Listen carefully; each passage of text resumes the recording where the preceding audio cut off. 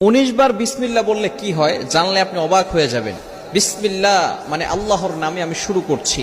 পবিত্র কোরআনুল কারীমের ভিতরে সর্বপ্রথম কিন্তু আল্লাহ তাআলা বিসমিল্লাহির রহমানির রহিম দিয়ে শুরু করেছেন, ঠিক কি না? বিসমিল্লাহির রহমানির রহিমের ভিতরে অনেক ফজিলত রয়েছে। 19 বার পড়লে এর গুরুত্বপূর্ণ একটি ফজিলত রয়েছে। ওমর রাদিয়াল্লাহু তাআলা আনহুর যুগে রোম সম্রাট একবার ওমর রাদিয়াল্লাহু তাআলা আনহুর কাছে এসে হাজির হলেন। বললেন, ইয়া আমিরুল মুমিনিন খলিফাতুল মুসলিমিন, আমার মাথায় প্রচন্ড ব্যথা। ওমর রাদিয়াল্লাহু তাআলা আনহু এমন একটা টুপি সেই রোম সম্রাটকে দান করলেন। সেই টুপিটা যখন মাথায় দেয় সাথে সাথে মাথার ব্যথা ভালো হয়ে যায়। সুবহানাল্লাহ, বাসায় গিয়ে সাথে সাথে মাথার ব্যথা কি হয়ে যায়? ভালো হয়ে যায়। আবার যখন সেই মাথার টুপিটা খুলে ফেলে আবার তার মাথা ব্যথা হালকা হালকা শুরু হয়। এবার সকলে অবাক হয়ে গেল সেই টুপির ভিতরে কি আছে। ওমর ইবনুল খাত্তাব রাদিয়াল্লাহু তাআলা আনহু টুপি